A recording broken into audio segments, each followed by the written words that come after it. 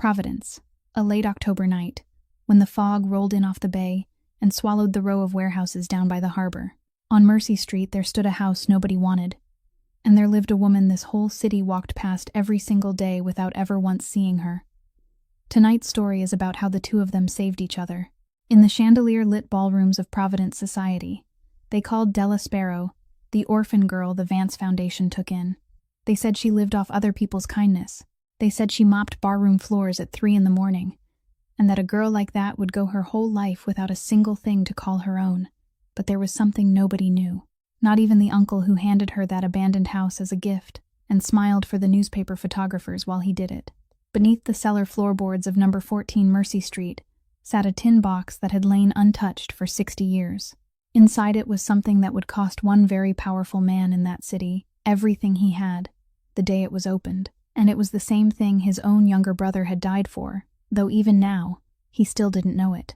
Della Sparrow had no idea what she was holding. She knew only one simple thing.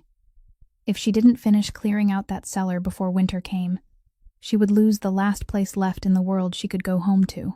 And you, listening to this story from wherever you are tonight, has anyone ever tried to convince you that your very existence was a burden?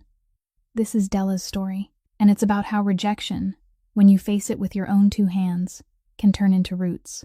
That year, the Vance Foundation's annual fundraiser was held in the grand hall of an old hotel on the hill, where once a year, Providence's upper class gathered to remind one another that they were good people. Everett Vance stood in the middle of the room, holding a glass of wine that hadn't lost a single sip, greeting each person by exactly the right name and exactly the right title, never getting it wrong once.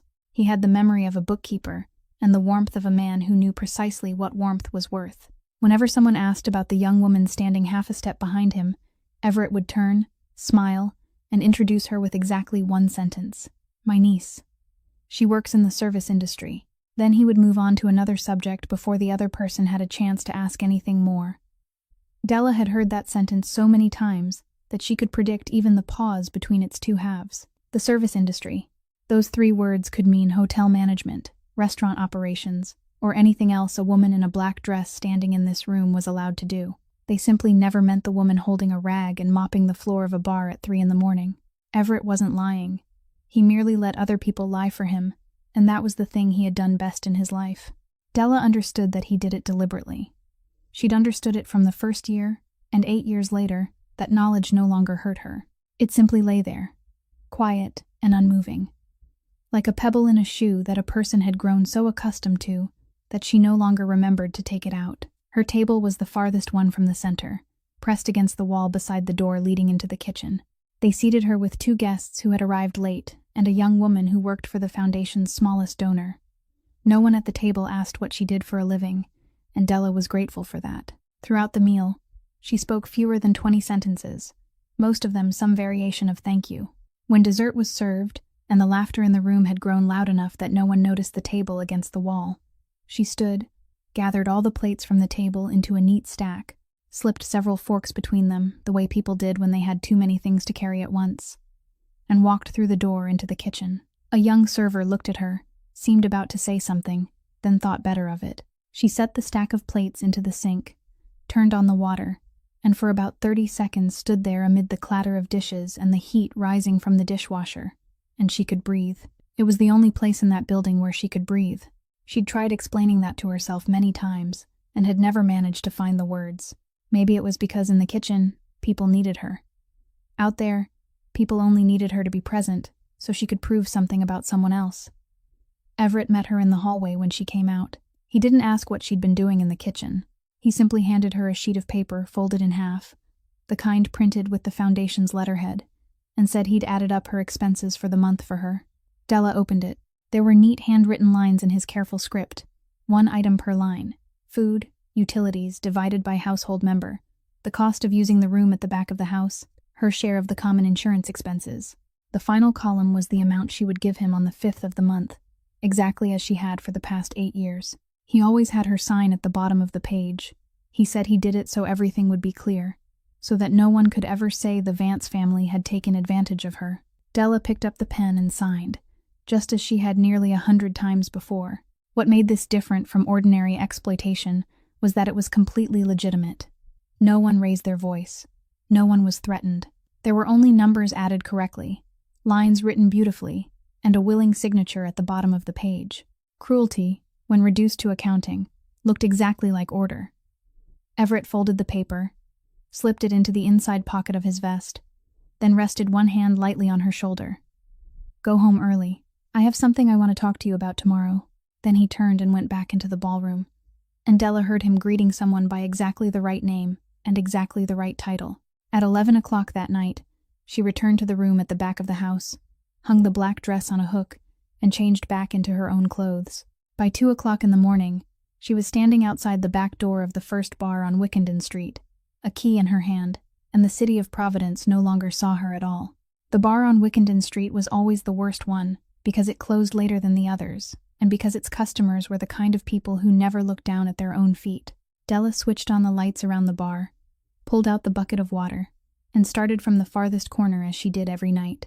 There were 3 pieces of broken glass beneath the 4th bar stool, and she picked them up by hand, carefully, because she'd learned that a broom only pushed the shards deeper into the cracks in the floor. The floor around the tables on the east side was always stickier than anywhere else, because those were the tables used by a group of electricians working the afternoon shift. They drank beer, and they never noticed how much they spilled. Beneath the second glass from the left on the bar was a $5 bill folded into quarters and tucked under the base, and Della picked it up without having to search, because the man who sat there had been leaving his tip in exactly that spot for 2.5 years, and had never spoken to her once. She knew he always left exactly $5, no more and no less, even on the nights he stayed until closing. She knew the woman who always sat at the corner table turned her coaster upside down before getting up, though she had no idea why. She knew who pushed their chairs in and who didn't. She knew the 7th bar stool had had a crooked leg since spring, and she'd placed a piece of cardboard underneath it, and in 4 months no one had noticed, not even the manager. Della knew the habits of an entire city of people who had never truly seen her, and she kept them inside her mind the way people keep things they no longer use, but still can't bring themselves to throw away. At 3:20 in the morning, she locked the door and walked 10 minutes to the second bar. There, she cleaned the bar area first, then the tables, and only afterward the hallway leading to the back room, where 2 discreet tables were kept for conversations that weren't meant for anyone else's ears. That night, the door to the back room was slightly ajar. Della pushed it open and stopped.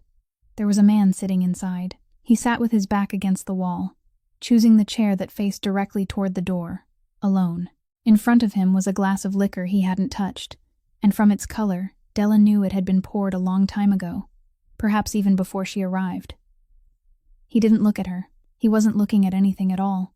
His right hand rested on the tabletop, his little finger slowly turning an old ring over and over, steady and deliberate, the way someone might run their fingers along a string of prayer beads. Della had cleaned this room many times, and had seen all kinds of people sitting there. People who talked loudly, people who laughed, people who sat in silence because they were waiting for someone. This man was silent in a different way. She wiped the floor around him.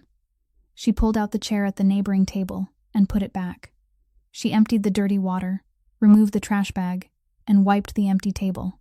For nearly 20 minutes, he didn't move and didn't say a word, and she didn't ask anything either.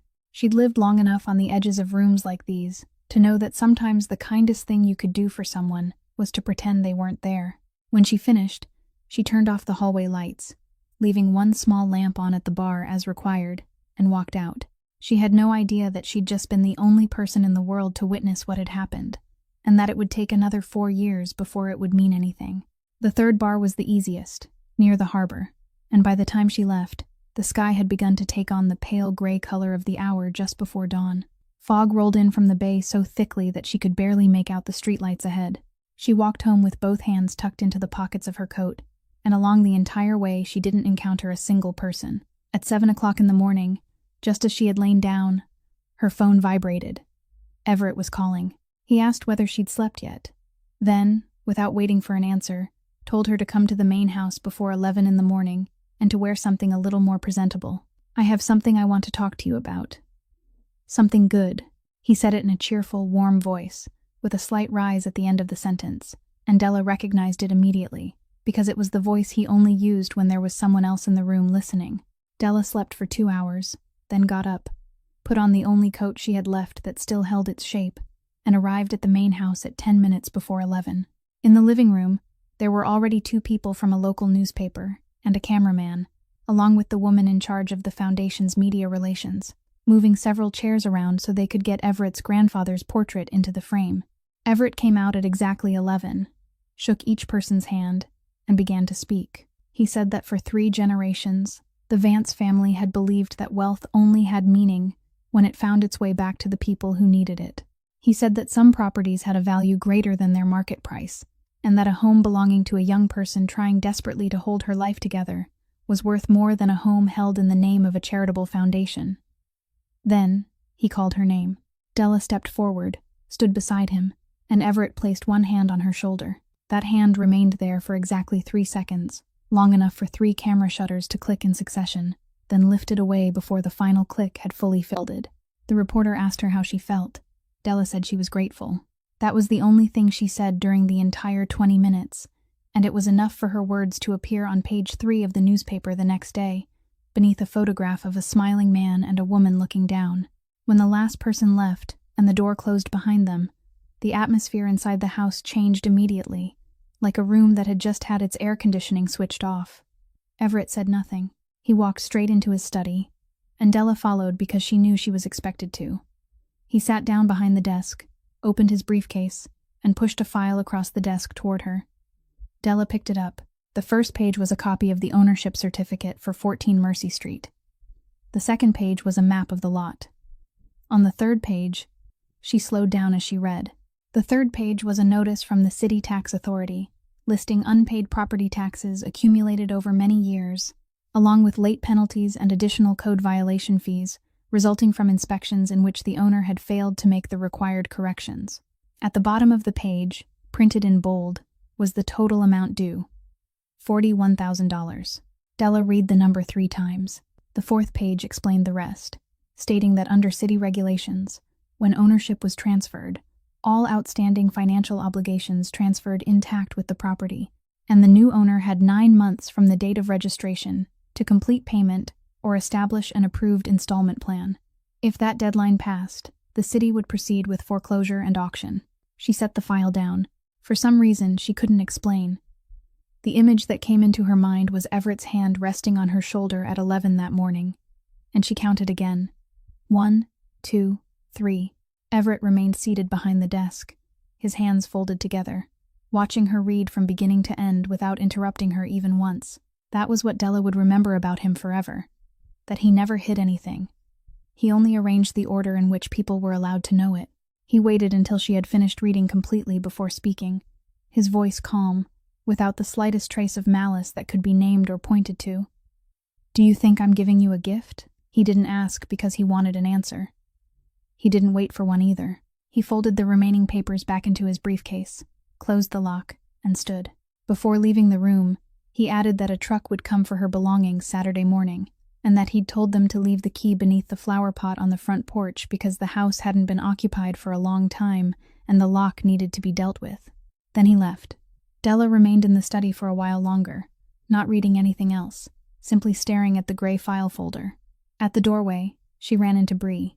Bree was standing at the foot of the stairs, holding an old fabric suitcase, the kind of suitcase the house kept in the attic and no one had used in years. She handed it to Della. The 2 women had lived under the same roof for 8 years, and in all those 8 years, Bree had never spoken a sentence to her longer than 2 lines. This time was no different. Bree handed over the suitcase and said exactly 1 sentence. "My wedding is in June." Then she went back upstairs. Della stood at the foot of the stairs, holding the empty suitcase, and in that moment, she understood everything, with a clarity so complete it was almost a relief. She wasn't being pushed out because of $41,000. $41,000 was simply the way to make it happen, without anyone having to say the real reason aloud. She was being pushed out because there would be a wedding that June, there would be a guest list, and in the family photograph taken on the steps of the church, there would be no room for a woman who mopped the floors of bars at 3 o'clock in the morning. On Saturday morning, no truck came to move her belongings, and Della didn't call to ask because everything she owned fit into 1 fabric suitcase and 2 bags. She took a taxi, and the driver dropped her off in front of 14 Mercy Street just as the afternoon had fully begun to fade. He didn't get out of the car or help her carry anything. He simply waited for her to close the door, then drove away before she'd even managed to open the gate. The iron gate was stuck along the lower half, and Della had to lift it with both hands and push it sideways before she could squeeze through. The flower pot on the front porch held the key exactly as Everett had said, but the front door lock wouldn't move, no matter which direction she tried turning it, no matter how many times she inserted the key and pulled it back out, 7 or 8 times. She walked around to the back, where the grass came up to her calves, and found a side door with a rotted wooden latch. She put her shoulder against it 3 times before it finally opened. Inside was darker than it had been outside. She flipped the switch near the door, then the one in the hallway, then a third switch, and nothing happened. The electricity had been shut off for so long that no one had even bothered to record when it happened. Della took out her phone and used it for light, saw that the battery was at 23%, and turned it off. She decided to find her way by touch. She followed the wall, counted 7 steps to the bottom of the staircase, then counted each stair with the tips of her toes and the palm of her hand sliding along the banister. 13 steps in all, with the 9th sinking slightly beneath her weight. On the 2nd floor, she stepped into the first room and felt that the floor was wet. She tilted her face upward, and even in the darkness she could tell where the ceiling ended and the sky began, because there was a patch of gray that was lighter than everything around it. Della stood there for a while, then went back downstairs, dragged the only single mattress in the house down 1 step at a time, pulled it into the dining room on the ground floor, the driest place she could find, and set it against the wall. On her first night there, she lay in the darkness listening to water drip somewhere above her head, and she cried. She cried silently, without making a sound, out of the habit she'd formed over 8 years. The second night was the same. On the third night, she realized something that made her sit upright in the middle of crying, that she was crying harder than she had the first 2 nights, and that she didn't have to hold it back anymore. There was no one upstairs. No one was walking down the hallway. There was no one she needed to hold her breath for. No footsteps she needed to wait to pass. She'd spent 8 years living in a room at the back of someone else's house, and in all those 8 years, she'd never been allowed to cry out loud. She cried like that until almost dawn, and those weren't tears of despair. They were the tears of someone who had finally found a place where she could set down the burden she'd been carrying for far too long. On the 4th night, at 2 o'clock in the morning, she was still standing outside the back door of the bar on Wickenden Street, the key in her hand, exactly as she had every night. She didn't ask for a single night off. On Thursday morning, when she returned home, the sky was just beginning to brighten, and an elderly man was standing by the eastern fence. He didn't call out to her. He simply stood there and waited until she noticed him. He held a shovel over the fence, one with a wooden handle, polished, smooth, and dark from years of use. Della took it, and she was about to say thank you, and she was about to say the apology she always seemed to offer before anything else. But the man spoke first. He looked over her shoulder, toward the roof and the boarded-up windows, and said that this house had once been a respectable home. He didn't explain any further.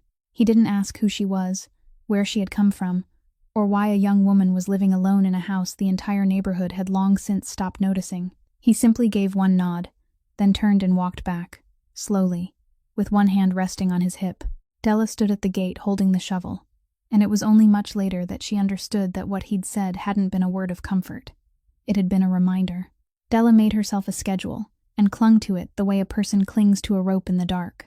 2 o'clock in the morning to 6 o'clock in the morning was the 3 bars. By 6:30, she was back on Mercy Street. She slept for 3 hours, got up at 9:30, and worked on the house until the sky had gone completely dark, then managed another 2 hours of sleep before leaving again. During the first month, she still calculated which job should come before which, but by the 3rd week, she stopped doing that entirely because she realized that the order mattered less than making sure that every day something was different from the day before. Exhaustion didn't come like a collapse. It came like a thin layer of fog settling over everything. She began forgetting the names of the days of the week. She would stand in front of the sink and forget why she had just turned on the water. One November afternoon, she sat scraping peeling paint from the dining room doorframe, and when she came to herself, it was already dark. The scraper was still in her hand, and the left side of her face bore the raised imprint of the wood grain where she had slumped down and fallen asleep without realizing it. She touched her face, felt the ridges beneath her fingertips, and sat there without moving for several minutes. Then she got up, washed her face with cold water, and went back to work. The only thing she counted accurately throughout that entire period was money. She drew a chart in pencil on the inside of the kitchen cabinet door, dividing it into 3 columns: month, amount paid, amount remaining. In the first month, she paid the city $2,400. That was the entire amount she'd earned from the 3 bars, combined with the money she had saved over 8 years, the money she still silently thought of as what remained after subtracting all those neat handwritten lines from Everett Vance. In the second month, she paid $1,900, because the holiday season caused 2 of the bars to cut back on night shifts, and because she had to buy materials to temporarily cover the damaged section of the second-floor roof before the snow came. In the third month, bus fares along the harbor route went up, and Della quickly calculated in her head how many trips there were in a year, and from that day on, she walked. 40 minutes each way, 2 trips every night, through the fog and the wind blowing in from the bay. She walked that way throughout the winter, and never said a word to anyone about it. One morning near the end of January, she got the stove working in the kitchen. It was an old cast-iron stove, and the stove itself wasn't what had failed. The vent pipe was clogged, and the valve had rusted shut. It took her 3 days and $40 to get it burning again. That night, after her shift ended, she didn't go to sleep. She made dough. She didn't need to look at a recipe, because that recipe wasn't written on any piece of paper. It lived in her hands, in the way a person knows whether dough is ready by pressing a thumb into it and counting how long it takes to rise back. Her mother had taught her how to count that way when she was so young she had to stand on a chair to reach the table. The dough rose slowly because the house was cold, and it wasn't until nearly 7 in the morning that the loaf finally came out of the oven. Della cut the first slice while it was still hot enough to burn her fingertips, and she ate it alone, standing in the kitchen without electricity, with the only light coming from the pale gray glow through the window and the remaining fire inside the stove. She said nothing. She didn't think about anything at all. She simply finished that slice, then cut a second one. At the end of that month, after selling a few non-essential antique brass fixtures left in the house, and combining every last cent of her savings with her night shift earnings, she managed to pay $4,700. She sat down in front of the kitchen cabinet door and added up all 3 columns in pencil. In 3 months, she had paid $9,000. $32,000 remained. 6 months remained. She divided the numbers. To make it in time, she would have to pay more than $5,300 every month, an impossible sum when her regular monthly income from the bars barely reached $2,400. She did the calculation a second time, more slowly, as though the number might change its mind. Then she put the pencil down, sat still in the cold kitchen, and for the first time since that afternoon in Everett's study, she allowed herself to put into words the things she had known for a long time. She wasn't going to make it. And when summer came, when a family photograph was taken on the steps of some church on the hill, the city would take this house back, and she would have nowhere left to go. In February of that year, the snow came down heavily, and the section of the second-floor roof that she had temporarily covered with a tarp began leaking back through the walls of the dining room, the place where she still kept her mattress. Della understood that she had to find somewhere else to sleep, and the only place in the house where water wasn't falling from above was the basement. It took her 2 nights to clear it out. It was packed with the things people left behind when they abandoned a house without intending to return, and in the western corner stood a shoulder-high metal cabinet, so heavy that she had to slide wooden boards beneath its feet and push it forward inch by inch. On the 4th push, she heard a dry crack beneath the floor. One of the boards where the cabinet's leg had just moved away had sprung up at one end. Della knelt down, slipped her fingers into the gap, and lifted it. Beneath it, between 2 floor beams, was a flat metal box, wrapped in a piece of oilcloth that had hardened with age. She carried it upstairs to the kitchen, placed it on the table, and sat looking at it for a while before opening it. Inside were 3 things: a hardbound construction log, filled with ink entries recording each day's work at the harbor, the names of ships, the number of cargo crates, and the number of people present, a handwritten list containing hundreds of names, each one accompanied by an address and a signature. And beneath those, wrapped separately, was a set of notarized land lease agreements dated 1961, registered in the name of the Providence Longshoremen's Mutual Aid Society. Della read from 10 o'clock at night until morning. She read slowly, because the language was the legal language of 60 years earlier, and because she had to go back over several passages 3 times before she dared believe she understood them correctly. This was what she came to understand. That year, when the city needed land to expand the harbor, working-class families had agreed to give up the portions of land where they lived, and in return, the city granted the society permanent use of 3 rows of warehouses along the waterfront, without an expiration date, without the right of revocation, and transferable to their heirs. The contracts bore the signatures of both sides, and the notarial seals were still intact. The list in those papers contained the names of the families entitled to those rights, more than 200 names. Della knew those 3 rows of warehouses. She had walked past them twice every night for the past several months. She had seen the signs put up at the end of the street, beginning in the fall, seen the construction fences stretched farther every week, seen the notices posted on the doors of the small houses behind the warehouses, informing tenants that they had to move out before the end of the year. Dawn was slowly breaking while she sat there. At 6 o'clock, Della closed the box, held it against her chest, kept on the coat she was already wearing, and walked next door. She knocked on Sam Ordway's door just as the light in his kitchen had come on. He opened it, looked at her, then looked down at the metal box in her hands. Della had prepared 3 or 4 ways in her mind to explain, but she didn't need to use any of them. Sam wasn't surprised at all. He didn't ask where she had found it. He simply stood there, one hand still resting on the door, and said that she'd finally cleared it out.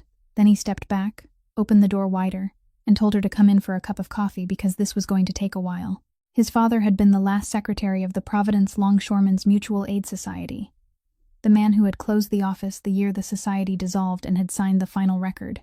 According to the official documents, the society's records had been destroyed in a fire at the city archives. Sam said that wasn't true, but he didn't say anything more about exactly how true the opposite was. In 1994, he'd tried himself. He took the matter to an attorney at City Hall, a man who had been recommended as an honest one, and he told him everything. 3 weeks later, the shipyard where he had worked for 22 years closed. No one gave a reason, and no one needed to. For the next 4 years, not a single project in the area hired him, even though he was the best craftsman they could have found within 10 miles. He told the story in the calm voice of a man who had replayed it inside his mind so many times that it no longer had the power to hurt him. Then he set down his coffee cup and said the thing Della would remember for the rest of her life. "My father told me to give this only to the person who managed to clear out that basement herself. Back then, I thought the old man was losing his mind. Later, I understood what he meant." Della asked him how long he'd been waiting. Sam looked through the window toward 14 Mercy Street and said he had watched 4 owners move in and then leave. Not one of them had ever gone down to the basement. "You're the 5th. 3 days later, close to noon, a black car stopped right in the middle of Mercy Street, blocking the roadway instead of pulling over to the side. Della was standing on a ladder in the front yard, and she saw it before she heard it. No one got out. The engine remained running. A man sat in the driver's seat, his hands resting on the steering wheel, his eyes fixed straight toward the far end of the street. Della waited. 5 minutes passed, then 10, and during those 10 minutes, not another car came down Mercy Street. No one walked along the sidewalks, and not a single door opened. It was a street that every morning usually had garbage trucks, delivery vans, and people heading to early shifts.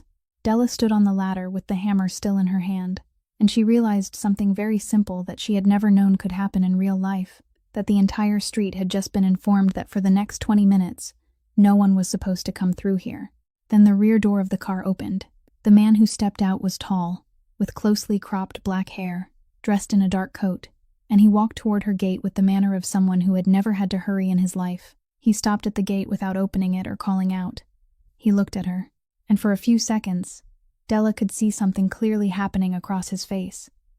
The moment when a person was trying to fit a face into some place in his memory and couldn't find where it belonged. It took him perhaps 3 or 4 seconds. Then he found it. He recognized her as the cleaner. The 3 bars on Wickenden Street and along the harbor were all places within the territory he controlled, and he had passed her hundreds of times over 4 years. In the early morning hours, when she was pulling out the bucket of water or wiping her way toward the corner of a room, and not once had he truly seen her. Della climbed down from the ladder, placed the hammer on the step, and stood facing him through the iron fence. He told her his name. Rafferty Kincaid. He said he'd heard that she'd found some old documents in the house, and that he wanted to see them. He said it very quietly. So quietly that Della had to become completely still to hear him clearly, and only later would she understand that this was how men like him spoke. They didn't need to raise their voices because no one had ever dared to ignore what they said. Della didn't answer his question. Instead, she told him something else. She told him about a night 4 years earlier, at the second bar, around 3:40 in the morning.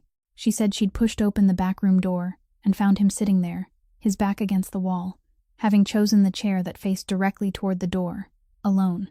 In front of him was a glass of liquor that had been poured long before, and he hadn't touched it at all.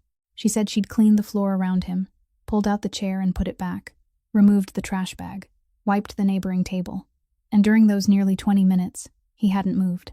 She said his right hand had been resting on the table, his little finger turning an old ring over and over, steadily and slowly. She said she'd turned off the hallway light and walked out, and she hadn't asked him anything.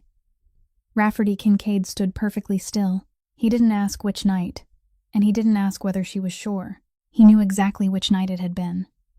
It was the night after his younger brother had been buried, and for 4 years he'd believed that no one in the world had seen him in that room. He remained silent for a long time, so long that the sound of the car engine outside became the only thing left to hear.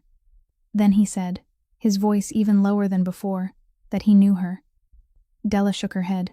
"No. You used to walk past me. That's not the same thing." After saying it, she realized something that left even her stunned, that she had just spoken a sentence with neither the word sorry at the beginning nor the word sorry at the end. In her 27 years of life, it was the first sentence she had ever spoken like that. Rafferty wasn't angry. Something very brief passed across his face and disappeared before it had time to take shape. He repeated his request once more, still as quietly as before. "Let me see the papers." Della said no. She didn't explain, didn't apologize, and didn't make any promises for later. She simply said no and stood there. He looked at her for another moment. He didn't force her. He didn't threaten her. He didn't say another word. He simply gave one nod, turned away, and walked back to the car. The door closed, the car backed out into the street, and 3 minutes later, cars were moving along Mercy Street again. People were walking. A door opened, and someone stepped outside to collect the newspaper, as though the 20 minutes that had just passed had never existed. 3 days later, Rafferty Kincaid didn't appear, and he spent those 3 days investigating. He had his people check the ownership history of 14 Mercy Street, search the city archives for the Providence Longshoremen's Mutual Aid Society, and pull the 1979 dissolution record, along with the brief note about the fire at the archives. By the second day, he knew the woman hadn't made anything up. By the third day, he had learned something else he didn't want to know, that if the papers in her house were genuine, then the past 4 years of his life would no longer mean what he had believed they meant. During those same 3 days, Della didn't sit still either. On Monday afternoon, she went to the municipal library and requested the public records for the harbor redevelopment project, and they brought out a stack, 3 volumes thick. She sat there reading from 2 in the afternoon until the library closed, then came back the next day and continued.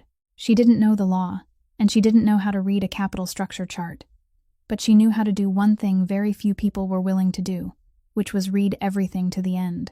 She read every appendix too, the part nobody read, and near the end of the 3rd volume, in the shareholder list for an intermediary company holding the construction and infrastructure stake, she saw a name, Rafferty Kincaid.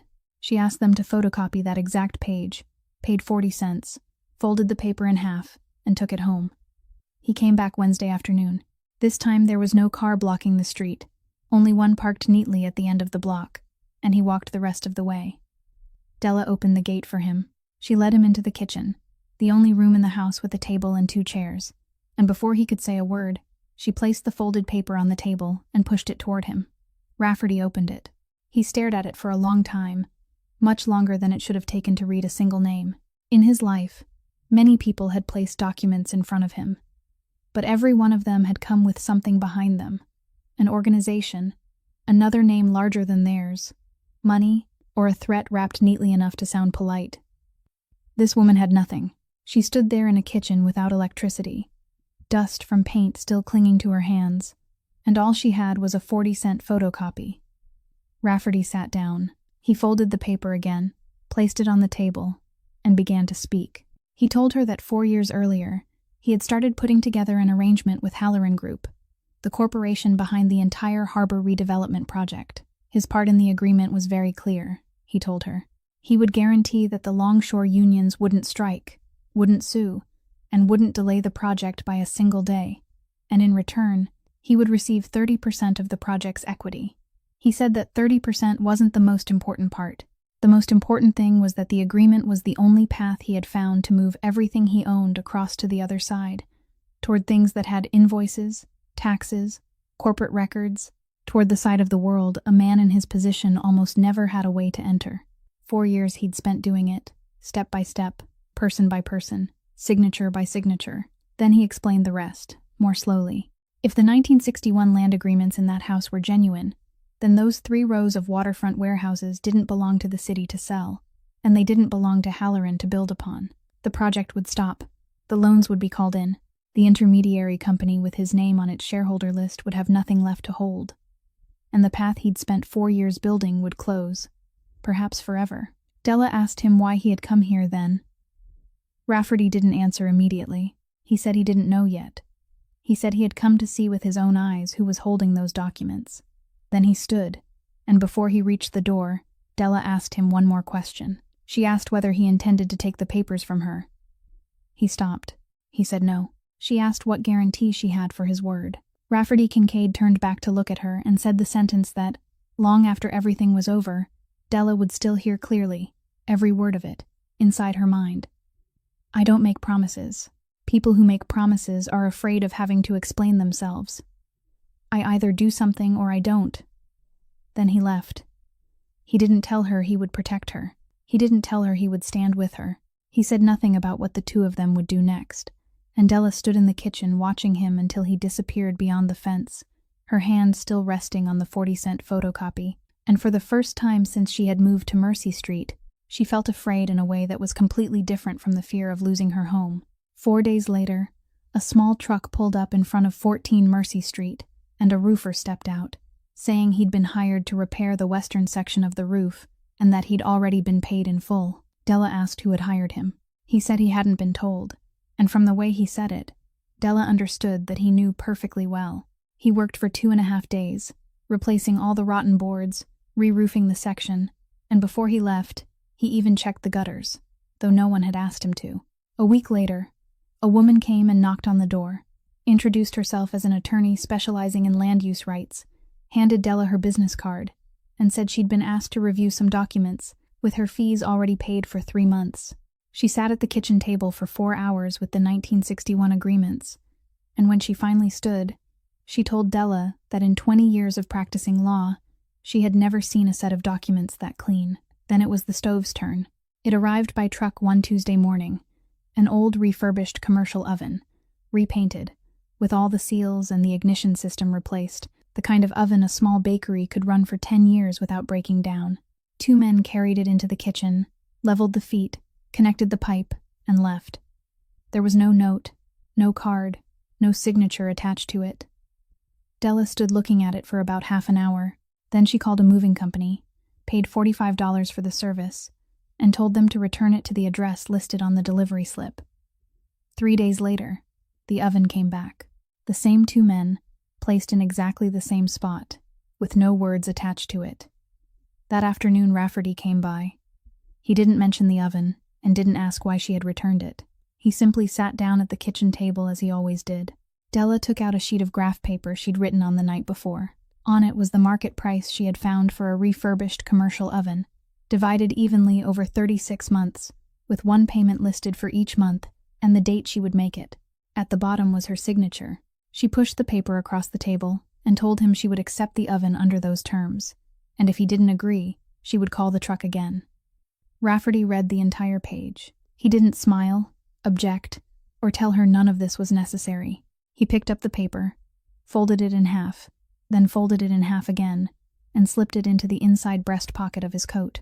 Then he fastened his coat button again, as though he had just put away an important document. Della told him he didn't need to do these things. She didn't say it out of politeness.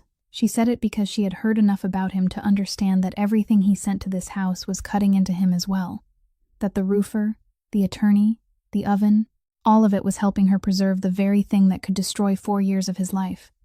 Rafferty looked at her and answered very briefly. I know. I'm doing it because I want to. He offered no further explanation, and Della didn't ask for one because she was beginning to understand that this man didn't explain himself. He simply acted, and the only way to read him was to watch what he did.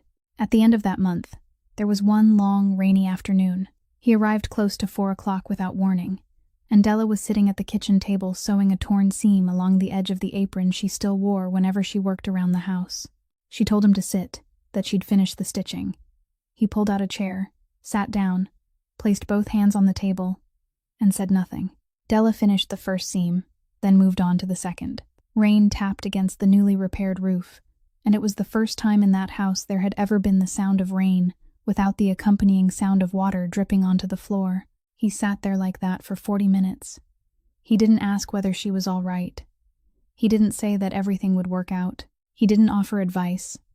And he didn't bring up the papers, the tax debt, or the fact that only a few months remained before the deadline expired. Della understood, as the needle moved up and down through the fabric, that this man didn't know how to comfort anyone. No one had ever taught him, and perhaps in the world he lived in, people simply weren't taught things like that. He knew only one thing, how to stay, and when she cut the final thread, he stood, gave one small nod, and left without saying another word. A man came on a Thursday morning, on foot, with no car parked at the end of the street and no one accompanying him.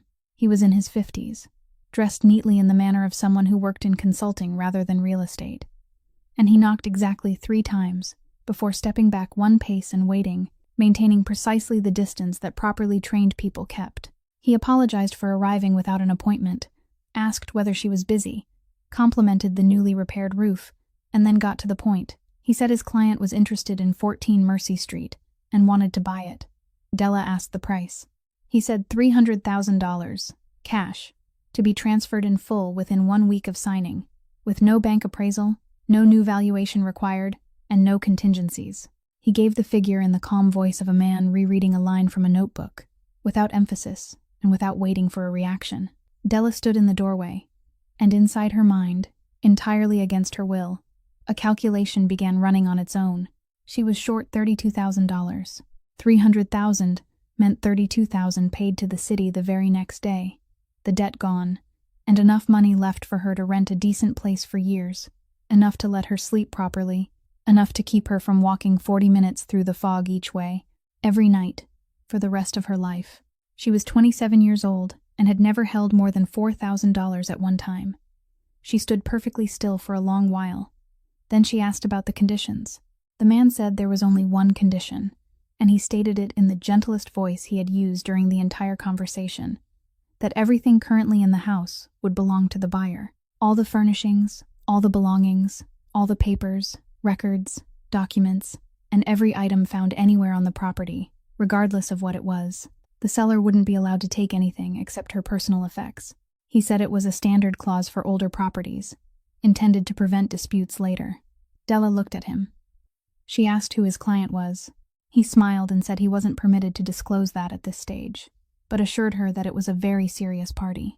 Della asked why a very serious party would pay $300,000 for a house the city itself had valued at less than a third of that. A house that 8 months earlier, no one in the world had wanted. The man didn't answer that question. He simply said that the Harbor District market was changing very quickly, and that she should consider it while the number was still at this level. Della said no. She said it gently, without explanation, exactly as she had said no to Rafferty Kincaid outside the fence. The man didn't argue at all. He didn't ask again, didn't raise the price, and didn't tell her she should think it over for a few more days. He simply nodded, took a business card from his pocket, placed it on the porch railing, thanked her for her time, and walked toward the end of the street. Della picked up the card. It was made of thick ivory paper, and there was no company name, no logo, no address, and no title. There were only 2 initials and a telephone number. That afternoon, she carried it over to Sam Ordway's house, intending to tell him about it for amusement, because at that point she still kept the incident in the drawer of strange things rather than the drawer of frightening ones. Sam was pouring coffee. He picked up the business card, and Della saw his hand stop halfway. He set the coffee pot down, sat in a chair, and for several seconds he couldn't say anything at all. Then he told her he had held an identical card once before. Ivory paper, 2 initials, a telephone number, nothing else. In 1994, 3 days after he left the office of the attorney at City Hall, a polite man came looking for him at the shipyard gate, spoke to him very courteously, and left a business card exactly like this one. Sam never called the number. 3 weeks later, the shipyard closed. Sam placed the card on the table, pushed it back toward Della, and said that only today had he finally understood something. For 30 years, he had believed they left him alone because they had forgotten him. They hadn't. They simply waited. And they had been waiting at the end of this Mercy Street for a very long time, long before Rafferty Kincaid ever knew she existed. Providence was a small city in the way cities with money were still small, meaning everyone knew everyone, and news traveled faster than cars. The story of a black car blocking Mercy Street at midday didn't stay on Mercy Street for more than 3 days. It passed through a few contractors, through a broker, through a lunch at the club on the hill, and by the middle of the month, it had reached the ears of the people who once a year still sat in the grand hall of the old hotel to remind one another that they were good people. The name Rafferty Kincaid wasn't spoken loudly in those rooms. It was spoken in the way people lowered their voices by half a note, or in the way they said nothing at all and simply raised an eyebrow. Everett Vance heard about it at a dinner, from the wife of one of the foundation's donors, and she told the story as though it were something strange and mildly entertaining. He laughed, said a few things, and finished his meal. But on the drive home that night, Everett Vance didn't turn on the radio. Everett Vance was a man who could endure a great deal. He could endure being hated, endure being suspected, and even endure taking a loss if that loss was entered in the correct column. The only thing he couldn't tolerate was not knowing. For 8 years, everything concerning his niece had been within his reach. Every paycheck, every signed document, every introduction made in a ballroom. He had pushed her out of the family photograph with a gift that earned applause, and he had calculated that in 9 months the city would take the house back, she would be left with nothing, and she would come back asking him for help, and everything would return to its old order. He hadn't calculated for a man like that to come knocking at her gate. He acted within 10 days, precisely and coldly, without raising his voice even once. First came 4 private letters, handwritten and sent to the Foundation's 4 largest donors, each written in a different tone but carrying the same message, that he was deeply concerned about his niece, that he feared she had been taken advantage of by someone into becoming involved in something beyond her understanding. In the letter to the 3rd donor was a sentence that a newspaper later quoted word for word, and that sentence traveled through the city faster than anything Everett had ever written in his life. How is a girl who mops bar floors at 3 o'clock in the morning supposed to understand a notarized contract from 1961? Next came Whitlock. He was a municipal archivist, nearing retirement, and in 30 years of work he had never attracted anyone's attention, which made him very easy to attract attention at exactly the right moment. 2 weeks later, the Archives Office issued a brief statement, carefully worded, saying that certain documents believed to belong to the Providence Longshoremen's Mutual Aid Society were circulating outside the official system, that the society's originals had been destroyed in a fire many years earlier, and that the office couldn't authenticate any documents that weren't contained in its archived records. The statement didn't mention Della by name. It didn't need to. The final move was the easiest. Everett didn't need to call any newspaper at all. He only had to say one sentence at the right dinner, that he was deeply sorry to learn that his niece had recently become involved with a man who was under scrutiny from federal authorities. 4 days later, the story appeared in the local news, naming no one, but containing enough details for everyone to know exactly who it meant. There was one thing Everett Vance didn't know, and not knowing it was the most expensive mistake of his life. For 15 years, his role with Halloran Group had consisted of only one thing: moving money through the charitable foundation and back out of it in the form of clean donations accompanied by tax receipts. He had never been told who held the equity in the harbor redevelopment project, and he had never asked, because not asking was part of the agreement. When he released that piece of information over dinner, he thought he was striking at an outsider who had foolishly become entangled in his family's affairs. He didn't know that he had just fired at the man who held 30% of his own employer's project. The consequences fell on Della first, and they fell quickly. 4 days after the article appeared, the manager of the 3 bar locations called her in the late afternoon, his voice awkward, saying that the company was conducting a personnel review and that, For image reasons, they had to end their working relationship with her as of the weekend. He continued with several sentences about how sorry he was, how much they appreciated her. Della thanked him and hung up. She sat down on the front steps and did the calculation without needing paper or a pencil. 2 months left. No more wages. She sat there until the sky had gone completely dark. The next morning, when she opened the door, she found an envelope on the doorstep. Inside was a thin stack of cash, all small bills, the kind of money that came from someone saving it rather than someone who already had it. There was no note. Della picked it up and immediately turned toward the house next door, but the kitchen light was already off, and the door was locked. Sam Ordway had left early, and he had chosen the moment carefully enough that she couldn't return it. Rafferty Kincaid learned that Della had lost her job that same evening, not because she told him. He didn't come to Mercy Street, didn't send a message, and didn't send anyone to look for anyone. He sat in his car in the parking lot behind the Longshoremen's Cooperative office, took out his phone, and made one call. The call lasted 30 seconds. He didn't raise his voice, didn't mention anyone's name, and didn't say a single thing that could be considered a threat if someone had recorded the conversation. He asked one question, listened to the answer, then said thank you, and hung up. The next morning, at 9:15, the manager of the 3 bar locations parked in front of 14 Mercy Street and walked all the way to the gate. He was carrying an envelope containing all of Della's wages through the end of the month, along with 2 additional weeks of pay in lieu of notice that he should have given her and hadn't. He apologized. He apologized 3 times within 2 minutes, and while he was speaking, his hands shook so badly that the envelope rustled. He said her shifts were still hers, that he had misunderstood the instruction, that she could come back that night, or any night she wanted. Then he left, faster than he had arrived. Della stood at the gate holding the envelope, and she realized something that sent a chill down her spine. Rafferty Kincaid hadn't come. He hadn't met this man. He hadn't said a single word to him. He had simply spoken for 30 seconds with someone somewhere, and an entire chain of 3 bars had turned around overnight. The most frightening thing about that man wasn't what he did. The most frightening thing was that he barely had to do anything at all. But there was something Della didn't know. During those 30 seconds, Rafferty hadn't asked who had fired her. He had asked where the order had come from, and the answer he received wasn't Everett Vance's name. It was a telephone extension, and he recognized that extension the moment he heard the last 4 digits because he'd called that number hundreds of times during the first 3 years of his life, back when he was the one receiving orders instead of giving them. He sat in the car for a long time after hanging up. Everett Vance had smeared her in the newspaper to humiliate her, to push her out of the family photograph, to make her come back asking for him. But the person who had ordered the final source of her income cut off, precisely in the 7th month of 9, precisely when she still owed $32,000, didn't care about anyone's dignity. That person wanted only one thing. He wanted her to have no money. He wanted that one morning to come when she would open the drawer, take out an ivory business card bearing 2 initials and a telephone number, and call it herself. $300,000, and everything currently in the house would belong to the buyer. Rafferty came to Mercy Street that afternoon. The side door was unlocked. He called her name twice, but no one answered.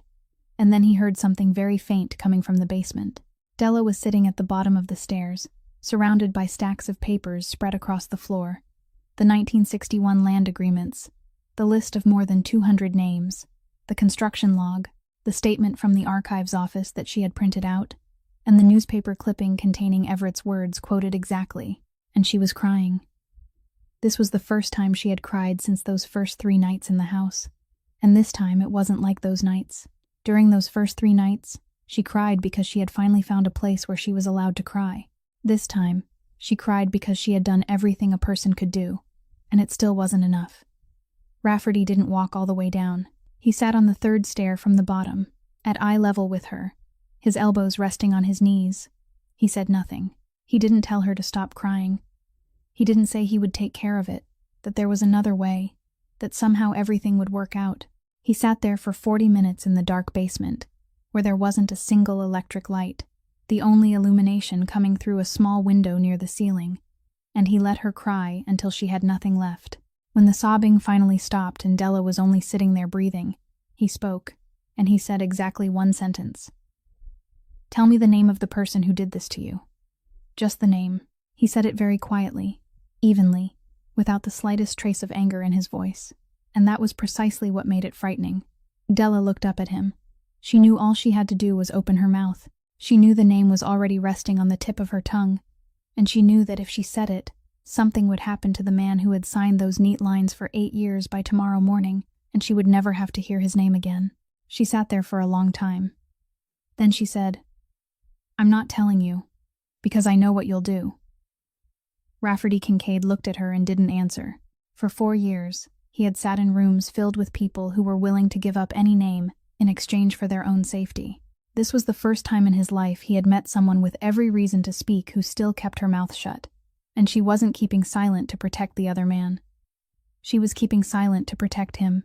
That was the moment he fell in love with her, and he knew it instantly, sitting on the 3rd stair, in a basement without a single light bulb. The attorney Rafferty had hired from the beginning didn't stop with the 1961 agreements. After the Archives Office issued its statement, she began tracing backward, not through the property records but through the flow of money. And she started with the Vance Foundation because, as she put it, when an organization went to the trouble of denying something, the thing worth examining wasn't the denial itself, but the reason they were there in the first place. It took her 11 days. What she found wasn't in any of the foundation's files. It was buried in an old insurance claim that had been closed years earlier, belonging to a small bakery on the edge of the Harbor District, owned by a married couple whose business had remained continuously registered for 19 years. The bakery stood on a parcel of land, and that parcel, according to the approved development map issued 4 years later, fell entirely within Phase 1 of the Harbor Redevelopment Project. The record stated that the fire occurred on an August night 8 years earlier. The investigation had concluded that it was an electrical system failure. There was no recommendation for further investigation. 9 months after the fire, the property was sold, and the buyer was a subsidiary of Halloran Group, for a price amounting to less than 1/4 of the prevailing market value in the area that year. Rafferty read the entire file in his car without getting out, and he sat there for a long time. Then he drove to Mercy Street and handed the entire file to Della. He could have kept it from her. He knew that perfectly well, and later, over the next 22 months, he would have more than enough time to think about the fact that he could have chosen not to give it to her. Della sat at the kitchen table and read. She read slowly, just as she had on the night she read the land agreements by candlelight, and Rafferty sat across from her, saying nothing and urging her on toward nothing. She reached the page bearing the names of 2 people whose names she had never seen, written side by side on any piece of paper in 8 years. She rested her hand on that page for a moment. Then she turned to the next pages, to the development map, then the transfer agreement, then the sale price. When she finished, she didn't cry. She folded the file closed, placed both hands on top of it, and looked directly into his face. Then she asked, "Were you involved?" She asked it in an ordinary voice, without trembling and without raising it, and that was what made the question terrifying. Rafferty Kincaid didn't answer immediately. 3 seconds passed. During those 3 seconds, Della saw everything. She saw him weighing something, and she understood that if he were innocent, there would be nothing to weigh, because an innocent man answered immediately. An innocent man didn't need 3 seconds. She saw his right hand resting on the table, his little finger turning the old ring once, slowly, and then stopping. Those 3 seconds were longer than all 8 months she had lived in that house. Then he spoke, and he spoke plainly, without circling around a single word. 8 years ago, he was 26 years old. He didn't control anything then. He worked for the man who gave the orders, and his job at the time was the kind of work people assigned to a 26-year-old who had a reputation for getting things done. He said he hadn't known. He hadn't been there. He hadn't been told, and he had never heard of that bakery until this afternoon. Then he gave her the final part, and he didn't lower his voice when he said it. "But I received money from that property." He said that the first share of money he had ever received, the payment that moved him from being someone who took orders to being someone who held a stake, came the following spring, and among the properties that generated that payment was one parcel whose name he had only learned today. He said nothing more. He didn't say he had been young, that he'd had no choice, or that things were different back then. He didn't ask her to forgive him. He didn't ask her to understand him. He didn't promise to make it right. And Della remembered that he had once told her that people who made promises were afraid of having to explain themselves. He simply sat there a little longer, making sure she had heard everything, then stood, pushed the chair back against the table out of habit, and walked to the door. At the threshold, he stopped for a moment without turning around, and Della knew he was waiting. He was waiting for her to say something. Anything. She didn't. She remained seated at the kitchen table, both hands still resting on the file, and let him leave. The side door closed. The sound of his car starting at the end of the street grew fainter and fainter.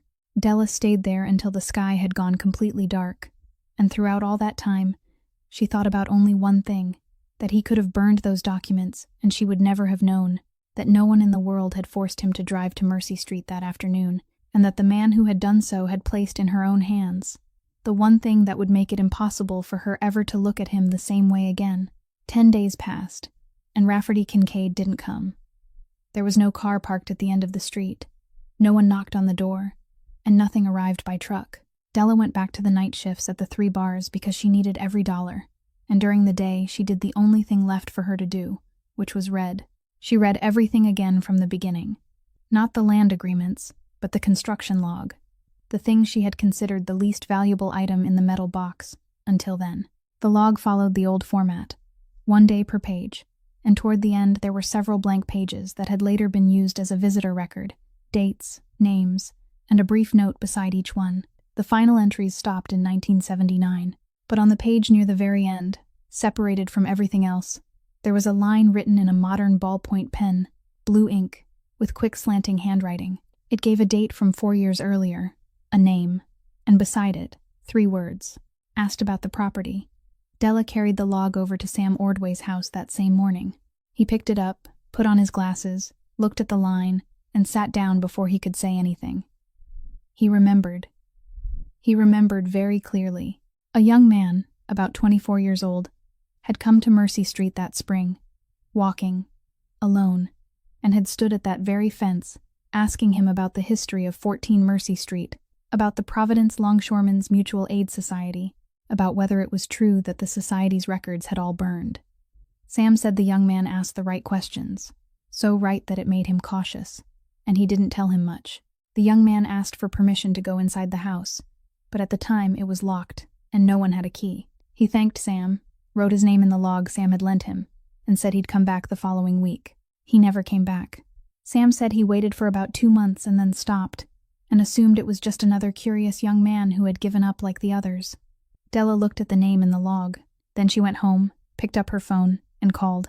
Rafferty Kincaid came to Mercy Street at 4 o'clock in the morning. He came alone, and when he entered the kitchen, Della said nothing. She simply pushed the log, already open to the right page, toward him.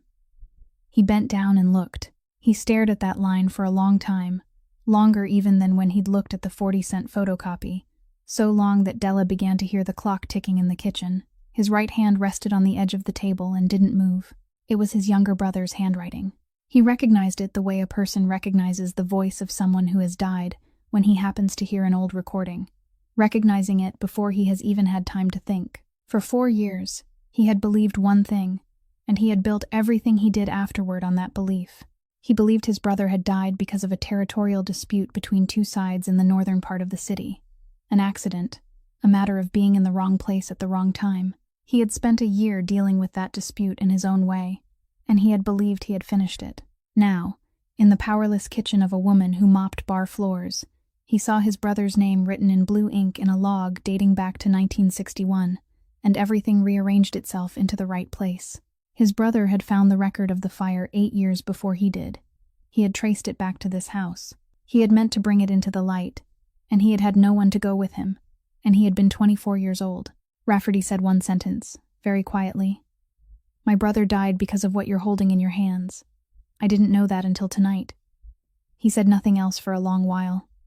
Della didn't ask. She simply poured a glass of water, placed it in front of him, then sat down in the chair across from him, and stayed there with him, exactly the way he had sat on the 3rd stair and said nothing for 40 minutes. From that moment on, his fight was no longer for her. It was for 2 people he had failed to save, one he had never met, and one he had grown up with. Near dawn, he opened his briefcase and took out the rest of what the attorney had found, the portion he hadn't given Della 10 days earlier. For 15 years, the Vance Foundation had received donations from 4 companies, all 4 of which could be traced back to the same source, and had paid out grants, consulting contracts, and community programs, all accompanied by tax receipts, all clean, all technically lawful on the surface. The foundation bearing the Vance family name was a section of pipe, and Everett Vance was the polished cap fitted over the end of it. Della sat in silence for a long time after reading it. She had hated that man for 8 years, and during all those 8 years, she had believed he was cruel to her because he despised her, because she sullied his name. Now she understood that he hadn't even despised her that deeply. He had simply sold himself long before she ever came to live in his house, and everything he did afterward, every neat line of writing, every signature she placed at the bottom of each page, had been nothing more than an effort to preserve the shell he had paid far too much to obtain. Della knew 2 hours in advance. She knew because Rafferty called her around noon, not to ask what she wanted, but to tell her that he wouldn't be coming to Mercy Street for the next few days, and that she shouldn't worry. He said it in the calm voice she'd learned to read over the past several months, and the moment she hung up, she understood. She called a taxi with the exact amount of money left in her wallet and told the driver to take her up the hill. He was standing on the roadside about 30 meters from Everett Vance's main house, beside the black car, its rear door already open. 2 men stood across the street, and they weren't looking toward him, which meant they were watching everything else. Rafferty turned when he heard the taxi door close. Della walked straight toward him, and she didn't stop at the polite distance. She went all the way to him and stood between him and the open car door. He told her she should go home. She said no. He said this no longer had anything to do with her. She said it did, and he knew perfectly well that it did. Then she said the rest, and she spoke very quickly because she was afraid that if she slowed down, she wouldn't be able to say it all. She said she wasn't here to save Everett Vance. She said she didn't love the man. That for 8 years she had signed nearly 100 times at the bottom of pages written in his neat handwriting, that he had pushed her out of a photograph taken on the steps of a church and had smiled for the reporters' cameras while doing it, and that if the man lost everything tomorrow morning, she wouldn't shed a single tear. She said she had come for something else. She said that for 4 years he had moved step by step toward the other side, that he had spent 4 years opening a path that men like him almost never got the chance to open, and that if he stepped through that car door tonight, that path would close forever. Not because of the police, not because of the courts, but because he would return to exactly where he had stood at 26, and this time, he would know exactly what he was doing. She said his younger brother had had no one standing between him and what had happened to him. Then she said the final thing, more quietly than everything that came before. I'm not standing here to keep that man from falling. I'm standing here to keep you from falling. Rafferty Kincaid looked at her for a long time. His right hand was still resting on the edge of the car door. The 2 men across the street still didn't look over. From somewhere on the hill came the sound of a church bell marking the hour, and when the ringing stopped, he removed his hand from the car door. He closed it, not hard, then said one word to the 2 men, and they left. He said nothing else to Della. He simply opened the front passenger door for her and drove her back to Mercy Street, and for the entire 20-minute ride, neither of them said a word. 3 days later, Rafferty Kincaid walked into a federal building in downtown Providence alone and sat down across from a prosecutor he had avoided for 6 years. He brought the entire Halloran file, the ownership structure, the flow of money, the names of the intermediary companies, and 15 years of records from a charitable foundation bearing the name of one of the city's most prominent families. He also brought his own statement about the first 3 years of his life in that world, the part no one had forced him to disclose, the part without which the entire case file could still have been used.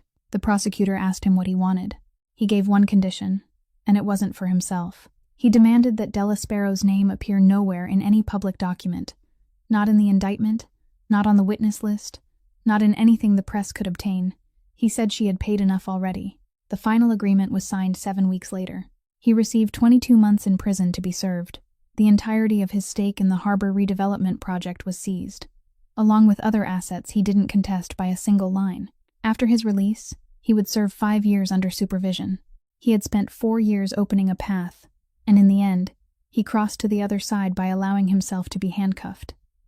It was the only way left, and he knew that when he signed, one afternoon near the end of that month, an elderly man came and knocked on the door of 14 Mercy Street. He was thin, wearing an old coat, and his hands trembled as he held out a thick envelope that still bore its original folds, never having been opened.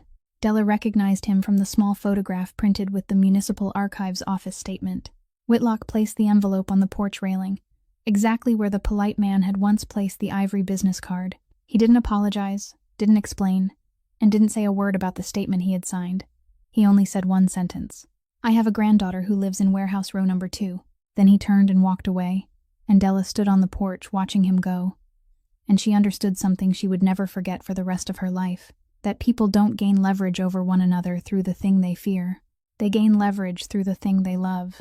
The invitation arrived by mail, embossed, with her name handwritten on the inside, and Della recognized that handwriting immediately, because she'd seen it nearly 100 times at the bottom of those carefully columned pages. Everett Vance invited her to the Foundation's autumn gala, held at the museum, and he wasn't inviting her out of kindness. He invited her because 2 months remained before the 9-month deadline expired, because he believed that night he would stand at the podium among the city's most important people, while his niece, on the verge of losing her home, sat below and looked up at him, and because there were people who only believed they had won when someone else was sitting in the same room losing. It was his final mistake. Della came alone. She wore a simple navy blue dress she'd bought secondhand and altered to fit, and pinned to her chest was a small sparrow-shaped brooch. She wore nothing else. She walked through the lobby, accepted a glass of water, and stood in a place that was neither pressed against the wall nor out in the middle of the room. A woman standing several steps away turned and looked at her, then kept looking, and Della saw the exact moment the woman remembered.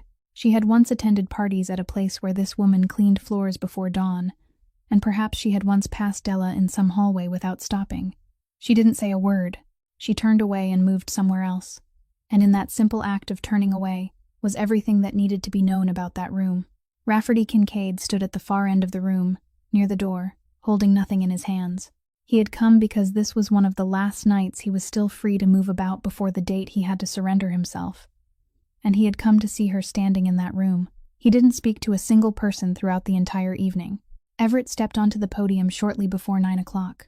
He thanked each donor by exactly the right name and exactly the right title, never getting one wrong, and began speaking about something he had always spoken about beautifully. That wealth only had meaning when it found its way back to the people who needed it. About 4 minutes into his speech, the first vibration sounded, then the second, then the third. Within less than a minute, people throughout the room began pulling out their phones, and a strange sound spread through the ballroom.